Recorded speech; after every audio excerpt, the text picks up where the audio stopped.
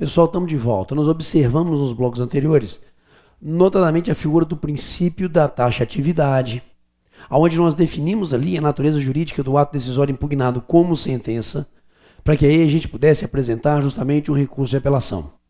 E agora a gente tem que falar um pouquinho o início do processamento desse recurso. E o primeiro destaque no processamento do recurso de apelação é a sua apresentação.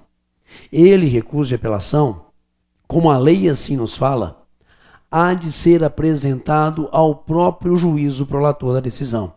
Apesar de não ser ele ali o encarregado do julgamento, a ele será apresentadas as razões recursais para remessa ao tribunal competente, para que aí sim possa ser objeto de julgamento o recurso de apelação. Caput do artigo 1010 vai trazer essa apresentação para a gente, porque vai me dizer justamente o caput do artigo 1010 que a apelação interposta por petição dirigida ao juízo de primeiro grau. Portanto, os senhores percebam que aqui nós temos a apresentação desse recurso ao próprio juízo de primeiro grau, o que cria uma técnica altamente interessante em termos de vivência prática desse recurso. Portanto, primeiro passo no procedimento, competência para a apresentação do recurso ao próprio juízo prolator. Entremos num breve texto nosso aqui, por gentileza. Item 1.1 do material dos senhores. A técnica processual de interposição do recurso de apelação pressupõe que as razões sejam endereçadas ao juízo de primeiro grau prolator da decisão recorrida. Esse juízo é o competente para, recebendo o recurso de apelação, providenciar os atos processuais iniciais do procedimento recursal, formando inclusive perante ele o devido contraditório, porque para que a gente possa ter validamente o julgamento do recurso pelo tribunal, é necessário que o recorrido seja chamado para apresentar, querendo ali a sua resposta ao recurso ou contra razões, como comumente a gente chama. Então, ao apresentar perante esse juízo de primeiro grau, ele assume essa obrigação procedimental, ele, juízo de primeiro grau, de intimar a parte contrária, o recorrido, para querendo ali no prazo legal apresentar a sua devida manifestação, a sua resposta. Continuemos no texto, por gentileza, está ali. Assim, temos dois juízos que exercem competência diversa no procedimento do recurso de apelação. Como nós estamos discutindo, nós temos o primeiro juízo, que é o juízo prolator, a quem nós apresentaremos o recurso, e depois, claro, um segundo juízo, que é o tribunal, que se encarrega ali de outros atos e, claro, também do julgamento desse recurso. Mas continuemos no texto, vamos lá. Assim, temos dois juízos que exercem competência diversa no procedimento do recurso de apelação.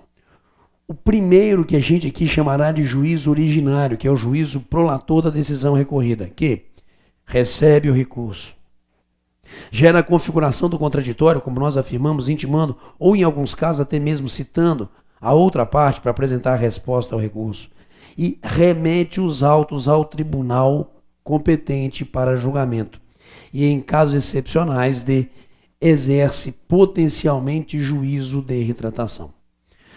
Senhores, por força do artigo 494 do Código de Processo Civil, uma vez proferida a sentença, sendo ela publicada, não pode o magistrado alterá-la. Portanto, não é regra que o recurso de apelação permita a esse juízo prolator da decisão esse exercício da retratação.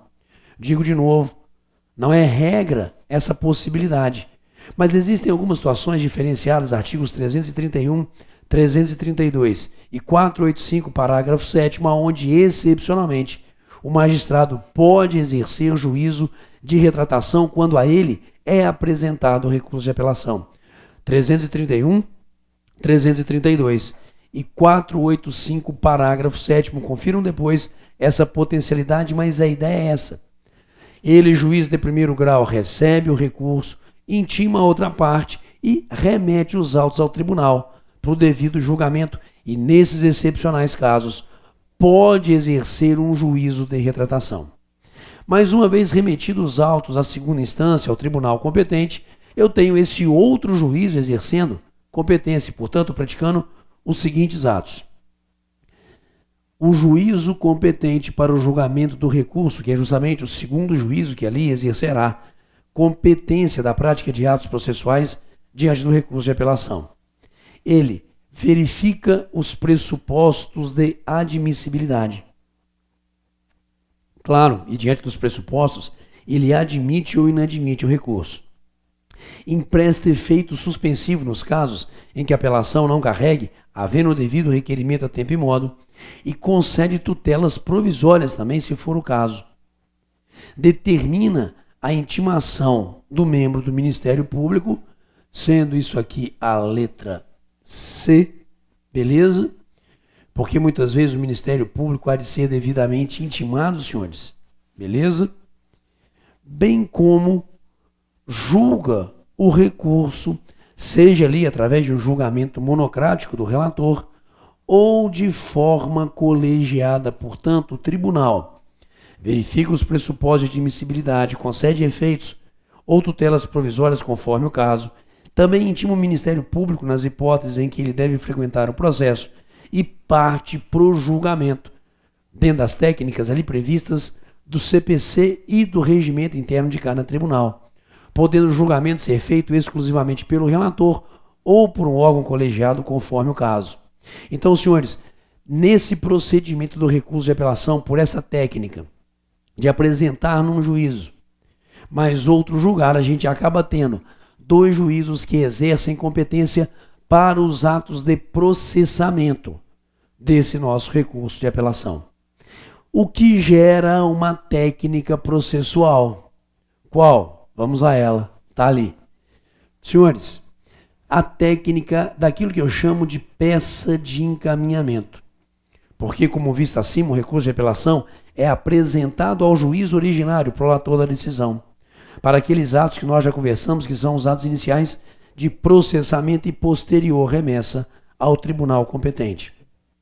Neste caso, quando temos a apresentação de uma peça processual a um juízo para posterior remessa a outro, surge a técnica daquilo que eu chamo de peça de encaminhamento ou peça de apresentação.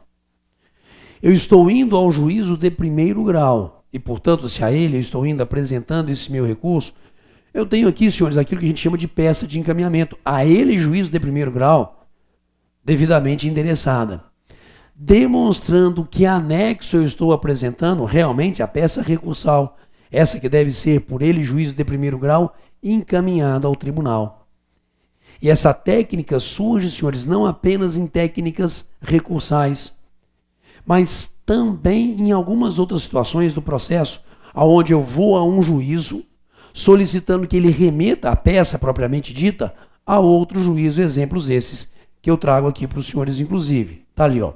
Um primeiro fora da área recursal, que é o artigo 340, que permite, quando eu, na qualidade de réu, venho apresentando uma contestação, alegando incompetência, que eu apresente essa petição, senhores, como aqui nós observamos, ok?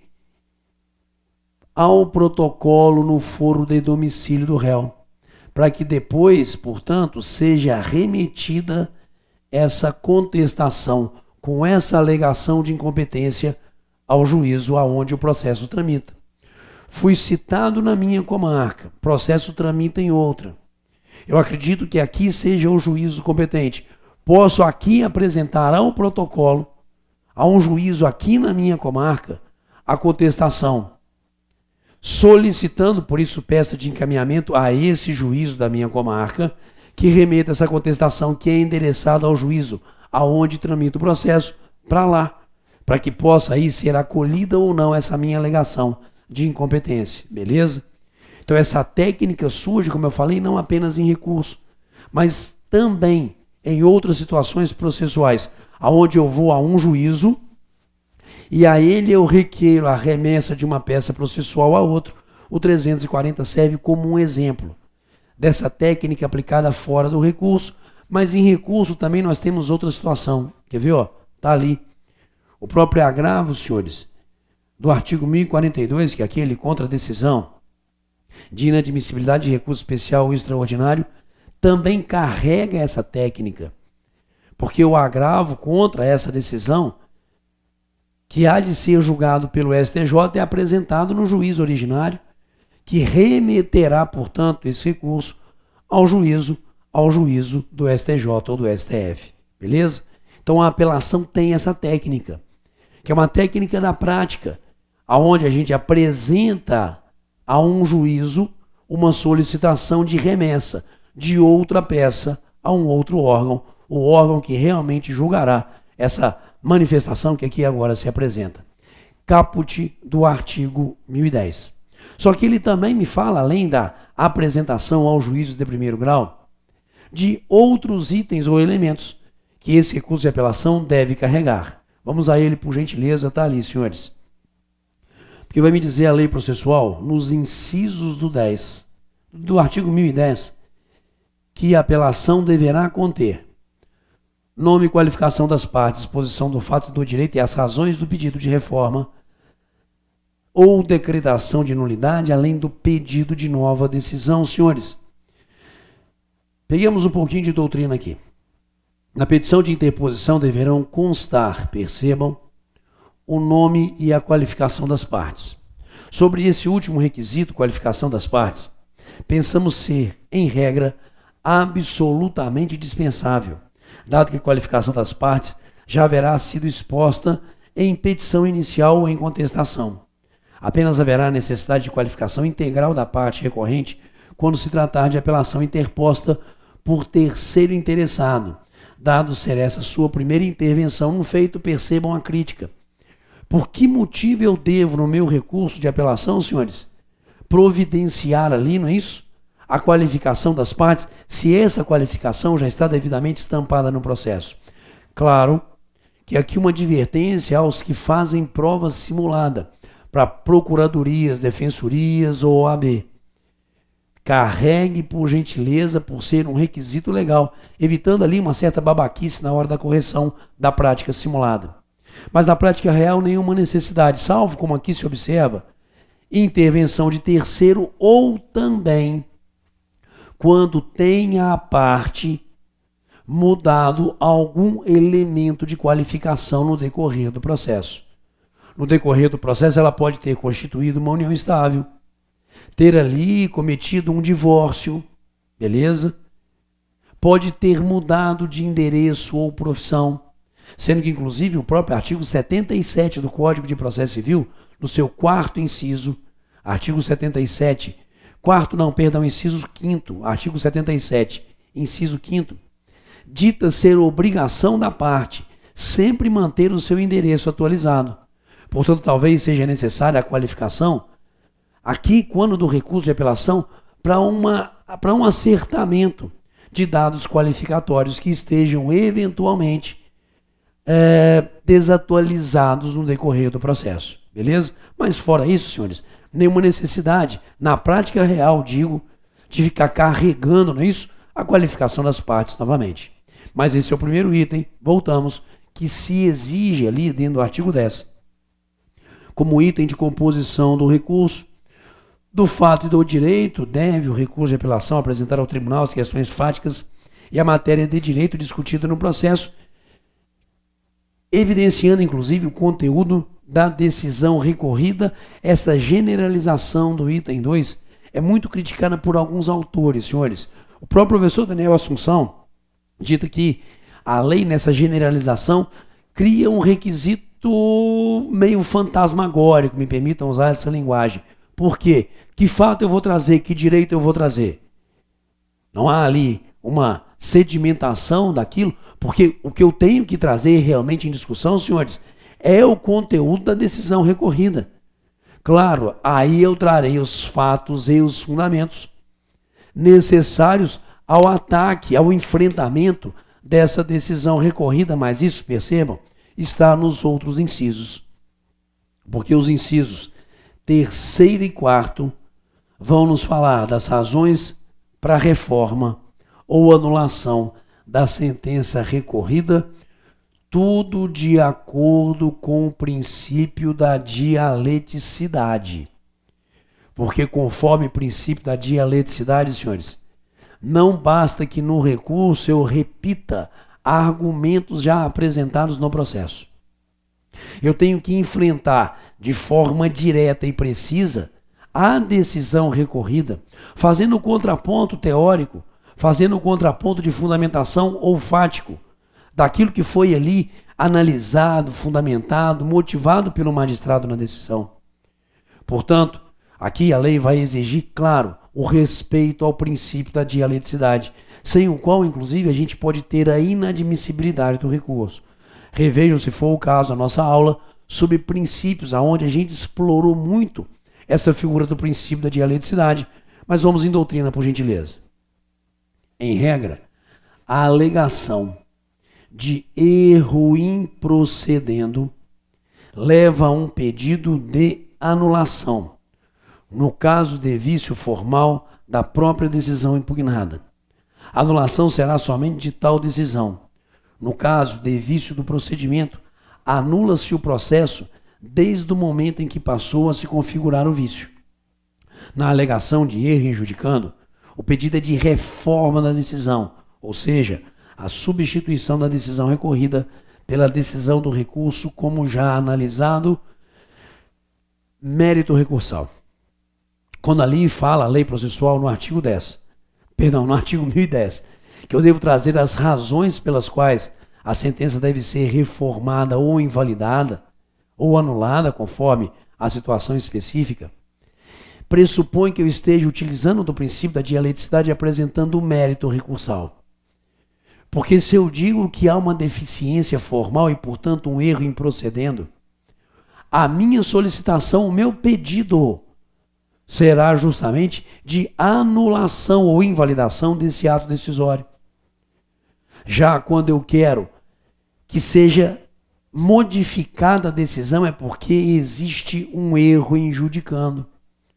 O juiz decidiu de forma equivocada, não necessariamente ali diante da deficiência formal do ato decisório.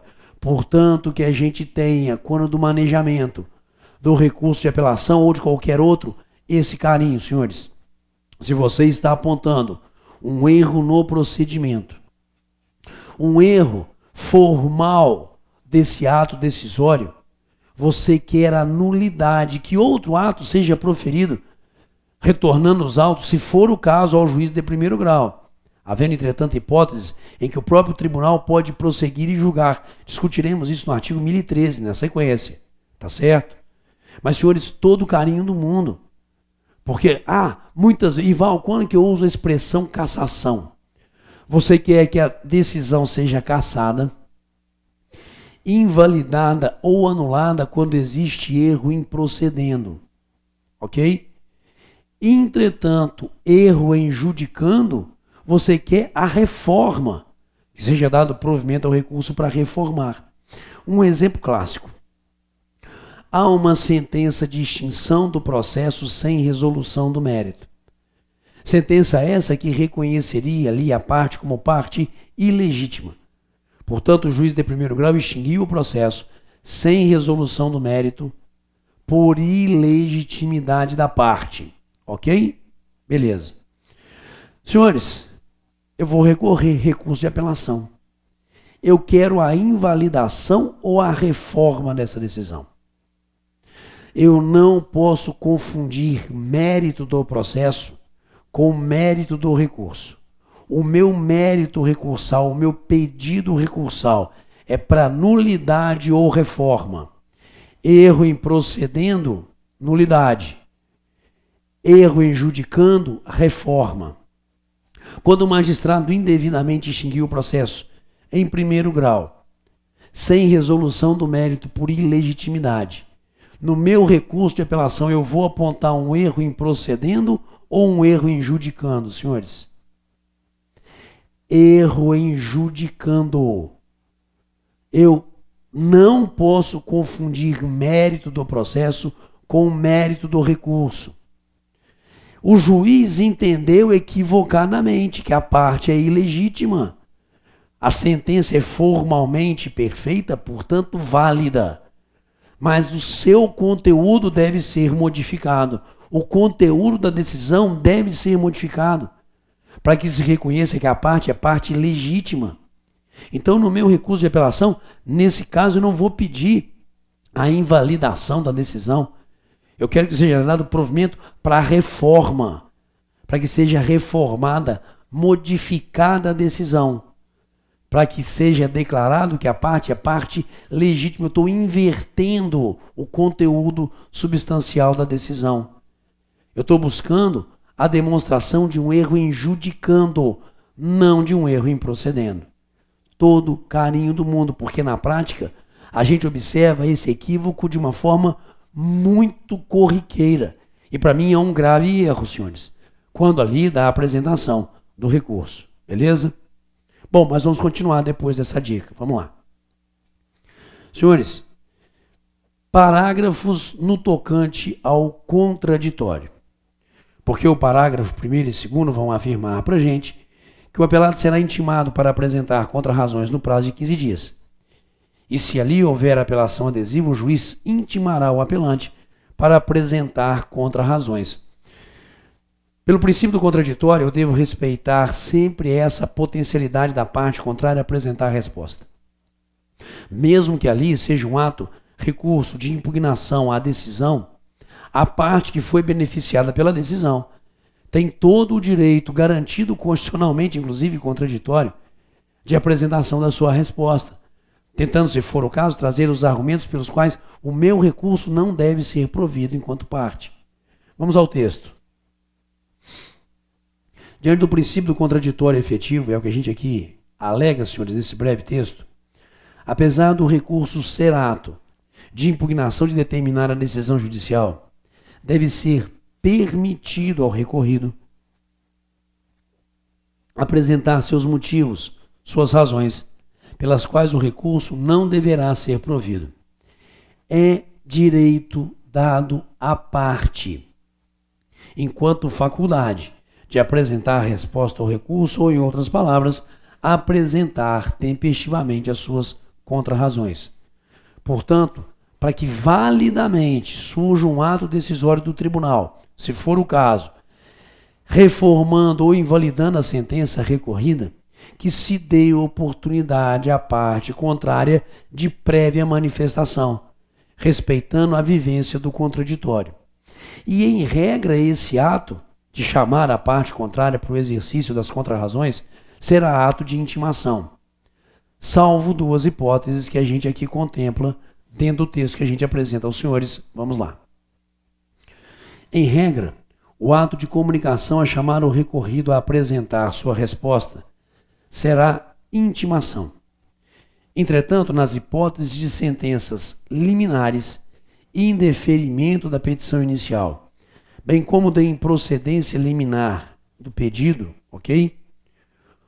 O ato será citação, já que o réu, nos casos mencionados, não integrava a relação processual quando da prolação da sentença, senhores. Indeferida a petição inicial, o autor poderá apelar. E se o magistrado não se retratar, o juiz mandará citar o réu para responder ao recurso. Isso no caso do indeferimento da petição inicial. Mas nós temos também, senhores, a sentença liminar de improcedência, aonde também, interposta a apelação, o juiz poderá se retratar. Mas se não houver retratação, será citado o réu para apresentar contrarrazões no prazo de 15 dias. Portanto, senhores, para que eu tenha essa vivência do contraditório, eu tenho que ter um ato de comunicação, intimando a parte contrária para querendo apresentar a resposta ao recurso. Ótimo.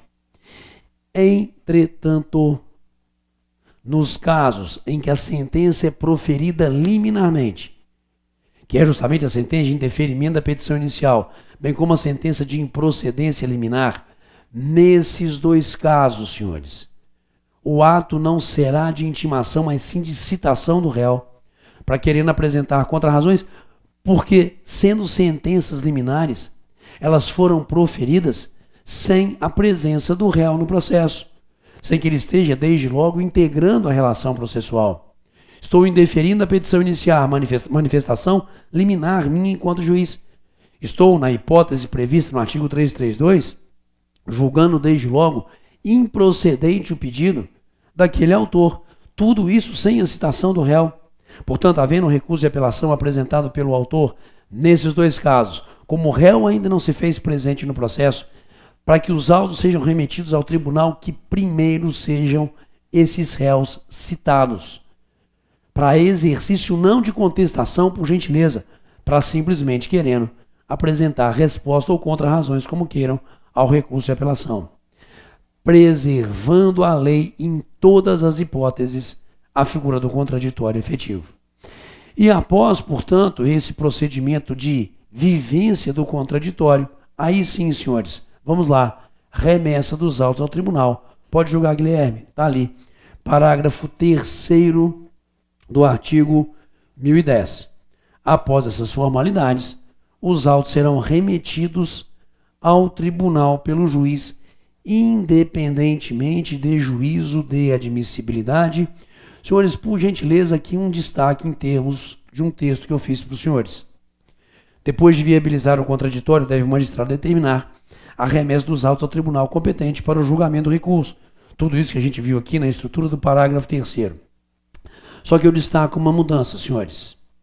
Uma mudança, inclusive, frente a situações históricas do direito processual civil, que reside na nova lei processual ter retirado do magistrado de primeiro grau a realização de um juízo de admissibilidade. Assim, podemos afirmar que a realização do juízo de admissibilidade no recurso de apelação é exclusivamente do tribunal, sendo essa mudança um significativo avanço no caminho da simplicidade processual. A lei processual anterior, por isso é uma quebra paradigmática, estabelecia, senhores, que o juiz de primeiro grau deveria examinar tempestividade, preparo, ou seja, os pressupostos de admissibilidade desse recurso de apelação. E não estando presentes os pressupostos, a lei dizia que ele, juiz, deveria inadmitir e não remeter os autos ao tribunal, o que me dava mais uma hipótese de agravo de instrumento. E, portanto, na busca da simplicidade processual, até porque prolatando a decisão, a sentença, em tese o juiz estaria ali encerrando a sua atividade cognitiva dentro dessa fase primeira do processo, que se remeta os autos ao tribunal, senhores, independentemente de um juízo de admissibilidade pelo magistrado de primeiro grau, é sem dúvida nenhuma um viés de simplificação do procedimento. Portanto, hoje, não é competente ele, magistrado de primeiro grau, quando recebe o recurso de apelação, verificar os pressupostos de admissibilidade. Ô Ival, mas eu estou vendo na prática alguns magistrados ainda recebam o presente recurso, presente os pressupostos de admissibilidade e remeto. Senhores, se os tribunais ou os magistrados não mudar os seus modelitos de manifestação, de despacho, isso não é problema nosso, muito menos da lei. É preguiça de alguns, não nossa, ok? Portanto, não é mais da alçada do juiz de primeiro grau a figura de um juízo de admissibilidade do recurso de apelação. Nem mesmo naquelas hipóteses em que ele, magistrado, pode ser chamado excepcionalmente ao juízo de retratação, que é a hipótese que a gente já conversou do indeferimento da petição inicial e da improcedência liminar do pedido. Também em texto para os senhores. Vamos lá. Ressalte-se que, mesmo diante das situações excepcionais em que ao magistrado é dado exercer o juízo de retratação, examinando o mérito recursal, a ele não é permitido inadmitir esse recurso. Trago um exemplo. Foi proferida uma sentença de indeferimento da petição inicial, ok? Artigo 330. E o autor apresenta o recurso fora do prazo, ou seja, manifestamente intempestiva está a figura recursal. Nesse caso, o juiz não poderá se retratar, porque o recurso ali está intempestivo. Mas mesmo constatando essa intempestividade, não pode declará-la. Deverá remeter os autos ao tribunal para julgamento, sendo que ele, tribunal, e exclusivamente ele, tribunal, é que poderá examinar esse pressuposto de admissibilidade. Senhores, apresentação do recurso de apelação, conforme nós aqui estamos observando na estrutura do artigo 1010.